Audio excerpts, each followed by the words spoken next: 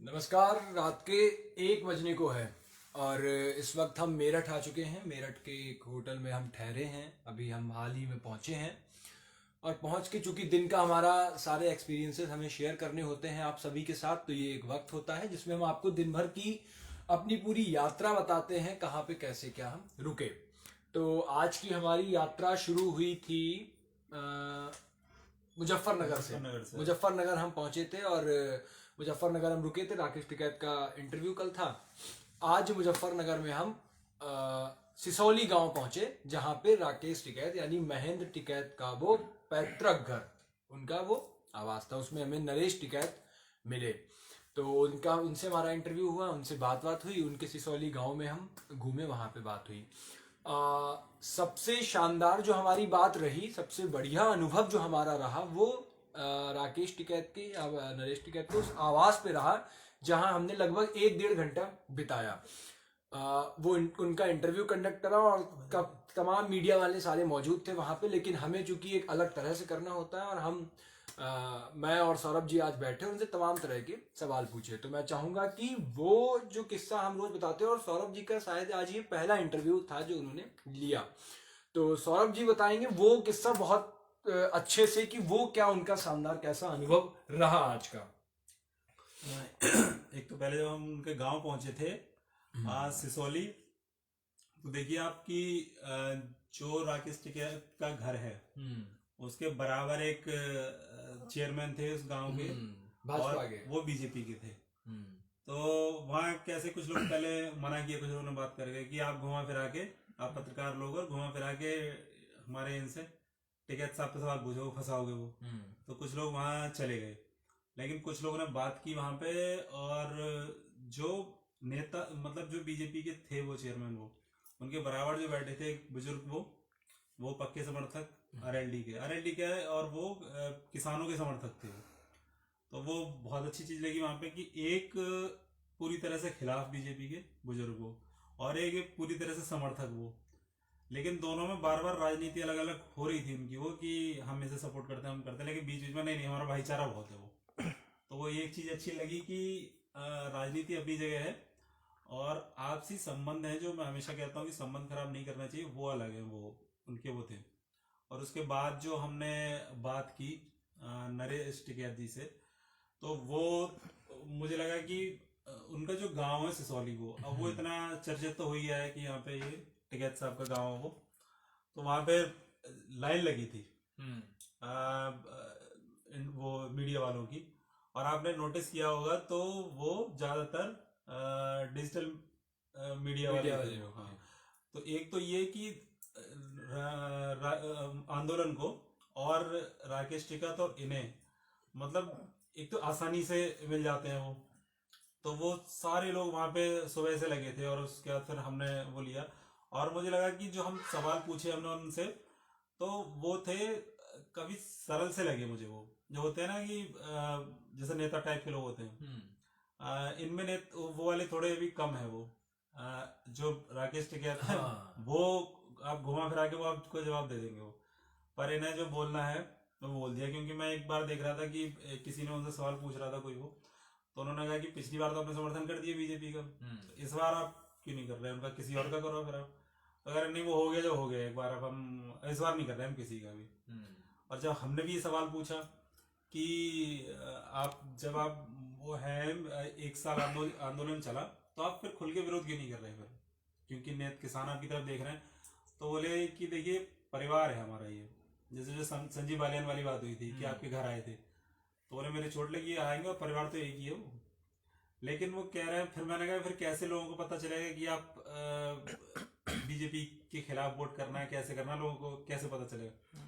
तो उन्होंने बोला कि अब इससे ज्यादा और क्या कहें, मतलब उनका इशारा था कि उन्होंने बोला कि नुकसान तो होगा वो बीजेपी को। तौर पर बीजेपी को यहाँ से नुकसान तो है, लेकिन मुझे लग रहा बहुत ज़्यादा प्रभावी नुकसान नहीं है। बाकी विशाल भी हमारे साथ वहाँ पर मौजूद थे, विशाल भी गए हुए थे सिसौली गांव में, विशाल ने ग्राउंड रिपोर्ट भी करी। तो मैं चाहूँगा कि विशाल अपना वो एक्सपीरियंस वहाँ का बताएं जो उन्होंने वहाँ पर अनुभव किया है। चूंकि आज अमित हमारे बीच है नहीं, तो कैमरे की हैंडलिंग में दिक्कत हो रही, मैं पकड़ ले रहा हूँ। और विशाल अब उस एक्सपीरियंस को शेयर करेंगे। एक्चुअली अमित है हमारे साथ, लेकिन वो दूसरे रूम में उसका कुछ काम पेंडिंग था, वो पूरा कर रहा है। बाकी अगर मैं आज के एक्सपीरियंस की बात करूं तो बागपत पहुंचे हम, फिर उससे पहले मुजफ्फरनगर में थे। कल की रात हमने मुजफ्फरनगर में बिताई। किसानों से हमने लगातार बात करी, मुजफ्फरनगर की जितने भी लोग थे उनसे जानने की कोशिश करी कि कैसा क्या माहौल है, किसानों के हालात क्या हैं, क्योंकि मुजफ्फरनगर वही वो जगह है जहाँ पर आज से 6 महीने पहले की अगर मैं बात करूँ तो 6 महीने या 5 महीने पहले की बात करूँ तो सितंबर के महीने में महापंचायत हुई थी मुजफ्फरनगर में। तो ज़्यादातर लोगों का ये मानना था कि मुजफ्फरनगर फिर से एक बार किसानों की एकता का प्रतीक बना है, लेकिन जो वही भाजपा वाले जो लोग होते हैं उनका ये कहना था कि भैया मुजफ्फरनगर में उस दिन गंदगी मची थी। कई ऐसे लोग मिले जो इस तरीके से भाषण दे रहे थे। और जब राकेश टिकैत की बात होती है तो उसके गांव की, उनके गांव की बात भी ज़रूर होती है। तो सिसौली गांव में मैं गया, मैंने ही कवरेज करी थी वहाँ के जो बैठक लगी थी उनके गांव की। बाकी नरेश टिकैत का तो इंटरव्यू उज्ज्वल आपने ही किया था और सौरभ जी ने।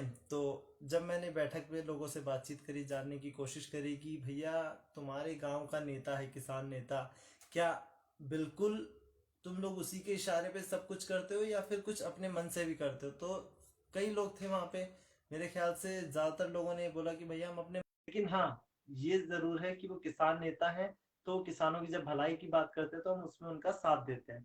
बाकी जैसा कि सौरभ जी ने भी बताया कि एक चेयरमैन थे वहां के, वो भाजपा के समर्थक थे। उन्होंने अपनी बातें तो बताई, लेकिन बाद में उन्होंने ये भी बताया भैया महंगाई ज्यादा हो गई है, ठीक है मेरे गन्ने का तो पेमेंट मिल रहा है, लेकिन उन्हीं के पड़ोस के जो लोग हैं जो किसान हैं उनका पेमेंट नहीं मिल पा रहा। तो वो कह रहे कि हम भी चाहते हैं कि इन लोगों की भी समस्या हल हो और हम भी किसान है। तो गांव की अगर मैं उनकी बात करूं तो सब कुछ मिली जुली प्रतिक्रिया सामने आई। और कई लोग ऐसे भी थे उनके गांव में जो किसान आंदोलन के दौरान उनके साथ गए भी, और कई ऐसे लोग भी थे जो नहीं भी गए। जबकि जो मीडिया ये दिखाने की कोशिश करती है कि मुजफ्फरनगर में किसान नेता के ने इस तरीके से चीजें कर रखी है कि उसके एक इशारे पे लोग इकट्ठे हो जाते हैं, ऐसा बिल्कुल भी नहीं है। लोग समझदार है, किसानों की बात करें तो वो भी समझदार है, समझदारी से अपनी बात रखते हैं वो भी मीडिया में। लेकिन न जाने क्यों ऐसे पत्रकार, ऐसे बड़े न्यूज चैनल हैं जो अपने तरीके से चीजों को तोड़ तोड़ मरोड़ के पेश करते हैं। उसके बाद फिर हम बागपत आए। बागपत की जनता से हमने जानने की कोशिश करी कि क्या कुछ माहौल है बागपत के जिले का, बागपत का क्या वहाँ का एमएलए कामकाज करता है नहीं करता है। ज्यादातर अब जो हम पश्चिमी यूपी के जितने भी जिलों में पहुंच रहे, जितने भी विधानसभा क्षेत्रों में पहुंच रहे, तो लोगों के मन में पता नहीं क्यों एक बदलाव की जो एक होती है आवाज, वो बाहर निकल निकल के आ रही है। तो बागपत में भी ऐसा ही कुछ हुआ। एक गांव में हम गए, रात का करीब 8 बजे का समय हो रहा था। लोग ज्यादातर गांव में लोग चले जाते सोने, लेकिन मीडिया वालों को भले ही उतनी इज्जत ना मिले, लेकिन गांव में जब यूट्यूब वालों को देखते हैं और डिजिटल मीडिया प्लेटफॉर्म वालों को, तो वो एक बार के लिए थोड़ी उनमें फिर से एक उम्मीद जगती है कि हाँ ये लोग हमारी आवाज पहुंचाएंगे दूर तक और आगे तक पहुंचाएंगे, ऊपर तक पहुंचाएंगे। तो वो लोग सब लोग अपने अपने घर में थे। आधे पौने घंटे तक उन्होंने सब एक दूसरे को इकट्ठा किया, बातचीत करी उनसे। तो उनका ये कहना था कि भैया गांव में, हमारे जिले में, हमारे विधानसभा में एक भी स्कूल नहीं है, ना तो हॉस्पिटल है, ना ही कोई बच्चों के खेलने का ग्राउंड है। मतलब एक तो नौकरियां नहीं निकलती, वो एक अलग मुद्दा है, लेकिन बच्चे प्रैक्टिस कहाँ पे करें? वो सड़कों पर ट्रक जहां पर सुबह शाम चलते हैं, अर्ली मॉर्निंग की अगर मैं बात करूं, तो उस दौरान जो युवा है, जो बच्चे हैं, वो उस पर दौड़ की प्रैक्टिस करते हैं। शिक्षा नहीं है उस गांव में। ये बताया गया कि भैया 8वीं के बाद तो यहाँ कोई पढ़ ही नहीं सकता। जिसको 9वीं 10वीं 11वीं 12वीं की इच्छा है कि वो इतनी पढ़ाई करे 12वीं तक की, तो उसको या तो दिल्ली जाना पड़ेगा या फिर दूसरी साइड जाना पड़ेगा, मतलब बागपत से बाहर ही जाना पड़ेगा। तो हालात, अगर मैं पश्चिमी यूपी की बात करूं, खासकर विकास की, मैं ये बात नहीं कर रहा कि कौन जीतेगा कौन हारेगा, लेकिन विकास की बात करूं तो अपने नजरिए से मुझे विकास नहीं दिख पा रहा है। क्योंकि जब हम लखनऊ की साइड जाते हैं, कानपुर जाते हैं, तो वहां मान सकते हैं कि सभी सरकारों ने कामकाज किया होगा। मैं सिर्फ बीजेपी सरकार को एक निशाना नहीं मार रहा, मैं हर किसी को बोल रहा हूँ। पश्चिमी यूपी में 2017 से पहले भी कई सरकारें रही, लेकिन किसान का और जाट लैंड होने की वजह से हर कोई सिर्फ चुनावों के दौरान इस क्षेत्र को याद करता है। जैसे कि एक क्षेत्र है यूपी में, सिर्फ ब्राह्मण के नाम पर उसको इस्तेमाल किया जाता है, वैसे किसान और जाटलैंड के नाम पे पश्चिमी यूपी को आज भी, इतने सालों के बाद भी, 2022 आ गया है, 2017 से पहले कई सरकारें रही, लेकिन हर कोई सिर्फ किसान को एक मुद्दा बना करके बस कैप्चर करने की कोशिश कर रहा है उस जगह को, बस यही है। बाकी आजकल का तो इतना ही, आज का तो खैर इतना ही रहा हमारा।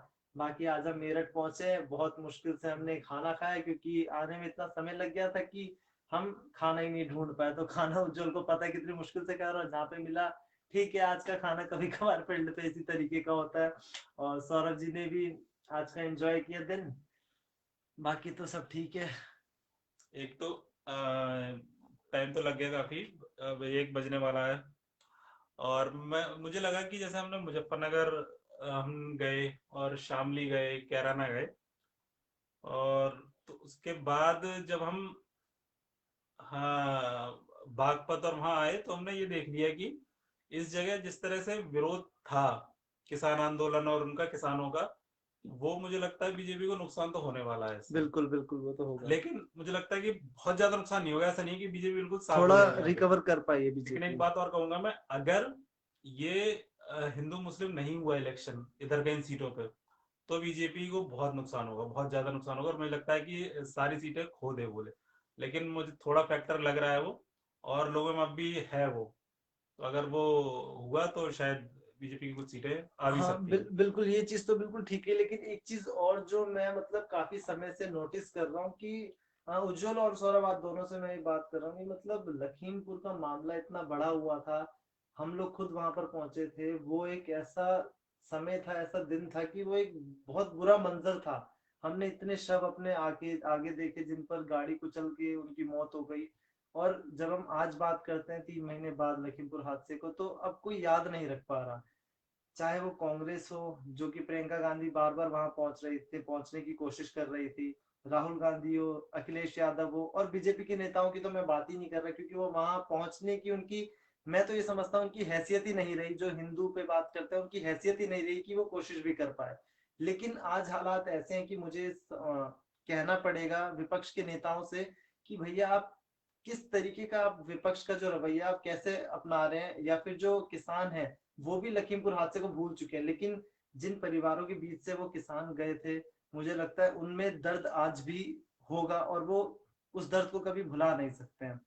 बाकी हम लोग कोशिश करेंगे कि देखिए, लखीमपुर भी जो पहुंचे। आपने बोला ना कि लोग भूलते जा रहे हैं, और जो परिवार जिनके यहाँ से गया वो नहीं भूलेंगे, और ये बिल्कुल ठीक बात है कि जिसके यहाँ से कोई जाता है तो वो तो उसका जिंदगी भर का रहता है, वो नहीं भूलता कभी। लेकिन जो आसपास के लोग हैं, यानी कि जो हम हैं या और आसपास के लोग हैं, उन्हें वो महसूस करना चाहिए दर्द, वो तभी आप रख पाओगे। और मीडिया की जो जिम्मेदारी है वो ये है कि ये वाले मुद्दे इलेक्शन के टाइम पे उठाए जाए और सवाल पूछे जाए। बिल्कुल। लेकिन अब जब मीडिया की जो बैन निकल रही है, बस निकल रही है, उसकी जब उद्घाटन या वो मुख्यमंत्री से करवा रहे हैं कुछ चैनल वाले, तो फिर क्या उम्मीद करेंगे उनसे। और मैं गारंटी भी दे रहा हूँ कि बस उत्तर प्रदेश के ज्यादातर जिलों से 99.9% जिलों से गुजरेगी, लेकिन वो लखीमपुर नहीं जाएगी। ये मैं सभी टीवी चैनलों, क्यों सौरभ जी और उज्जवल जी, मैं दोनों से ही पूछना चाह रहा हूँ, क्या आपको लगता है कि किसी चैनल, बड़े चैनल की बस लखीमपुर पहुंचेगी? मुझे तो ऐसा लगता नहीं है, क्योंकि जो हालात हमने बीते सालों में देखा, बीते महीनों में देखा, तो मीडिया का हाल भी देखा और राजनेताओं का हाल भी देखा।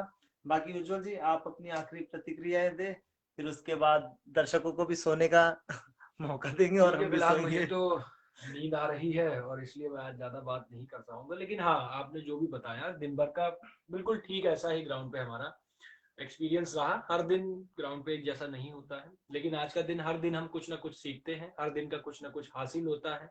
आज का हमारा जो हासिल था वो हमारा सिसौली गांव में ही हासिल था, और वहां पे जो हासिल हुआ वो हमने देखा कि किस तरह से वहां पर हम जब गए तो नरेश टिकैत से जो हमारी बात हुई, बहुत शानदार अनुभव रहा हमारा, एक व्यक्तिगत तौर पर बहुत अच्छा व्यक्तिगत। और ये इसलिए क्योंकि जब हम देख रहे थे ना, बहुत सारे इंटरव्यू हो रहे थे, बार बार वही सवाल वही सवाल, तो हमें सवाल पूछते हुए लग रहा था यार ये सवाल अब वो रिपीट जवाब क्या देंगे बार बार। लेकिन वो एक चीज होती है कि आदमी अनुभव जब आता है ना, और तो फर्ज भी निभाया हमने, हाँ, उनको फर्ज रिलैक्स निभाया, करवाया पहले रिलैक्स करा वो, कि वो खुद भी शांति से अपना हाँ, इंटरव्यू दे तो सके। उन्होंने कोई भी ऐसा नहीं करा कि भैया बार बार सवाल हो रहे हैं तो थोड़ा खींच रहे हैं कुछ ना, आराम से जवाब दिया बिल्कुल।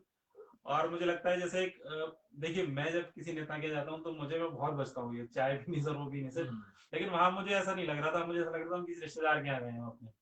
और बिल्कुल जैसे वो बार बार चाय पूछ रहे थे सारे लोग, वो तो मुझे बोले ये शुरुआत में जाते जाते ही हमें गेट के अंदर खाने घुसते लिए के साथ ही न्योता खाने के खाने लिए। का आमंत्रित किया गया, तो वो एक अच्छी चीजें रहती हैं। आप जब कभी ये चीज देखो, हालांकि हमें तो अपना खुद ही खाना है, हम अपना खुद इंतजाम करते हैं, हम अपना खाने, लेकिन हम वो चीजें अवॉइड करते हैं, लेकिन हाँ अच्छा लगता है, अंदर से ये चीज की खुशी मिलती है। लेकिन उज्जवल ऐसा भी ना हो कि किसी एक टाइम पे जो लोग किसान नेताओं को और जो आंदोलन कर रहे थे उनको बताते थे आतंकवादी, कहीं अब डिजिटल मीडिया वालों को भी आतंकवादी ना बताने लग जाए। नहीं, ये अपनी अपनी प्रतिक्रिया। एक वो रिपोर्ट बहुत अच्छी लगी, एक कोई डिजिटल चैनल का ही पत्रकार था, वहाँ पे काला धन दिखाया काला धन टिकट टिकट के जैसे ही आप घर में एंट्री करोगे तो वहाँ पे कई सारी भैंसें मिलेंगी आपको, तो आपने भैंस पहले बता दिए। हाँ, सस्पेंस खत्म कर दिया। आपने। वो जब हम बाहर खड़े थे वो काला उसने धन दिखाने शुरू लेके किया गया। उन्होंने, और वो एकदम से शुरू कर दिया ना लाइव, कि हम लाइव जुड़े हैं आपके साथ और हम आपको काला धन दिखाएंगे, राकेश टिकैत ने काला धन मिला। तो हम सारे लोग चौंके वहां पे जितने और हम उसके पीछे मैंने कहा ये पिटने वाले हैं भाई साहब, ये इनके समर्थन मारेंगे। और वो जैसे जब आगे बढ़े फिर उन्होंने देखा ये है काला धन, और उन्होंने भैंस की तरह इशारा काली कर भैंस दिया। दिखाई। फिर हमें लगा बड़ी अच्छा, शानदार, मतलब अच्छा, हमें भी व्यक्तिगत अच्छा लगा कि एक रिपोर्टिंग का ये अंदाज भी होना चाहिए। मुझे- तो उसने ढूंढ निकाला वहां से। मुझे अब लगता है बड़े न्यूज चैनल वालों को कुछ मीडिया के जो डिजिटल प्लेटफॉर्म है उनसे भी थोड़ी बहुत चीजें सीखनी चाहिए। हाँ, सही कहा। वो ये नहीं अच्छी कि लगी, सिर्फ- कॉन्सेप्ट अच्छा लगा जो उसने कैच किया सिर्फ वहां यही पे। नहीं कि एक नेता ने विपक्ष के नेता को कुछ बोला तो वही उठा करके आप मुद्दा बना दें। बाकी राकेश टिकैत से हमारी बात हुई थी, नरेश वो टिकैत कल से हो भी गई हो थी। गई, और आगे का उनका रणनीति भी पता लग बाकी गई। उबासी आ रही है सबको, तो अब बस इतना ही आज के कल लिए। होगा मेरठ से, कल शुरुआत करते से हैं शुरुआत होगी, और उसके बाद वहां से जो कुछ हासिल होगा वो आपको कल बताएंगे। फिलहाल हमें सोने की इजाजत दीजिए, फिर सुबह जल्दी उठना भी होता है। बहुत उबासी आ रही है। फिलहाल आप सभी को भी शुभ रात्रि।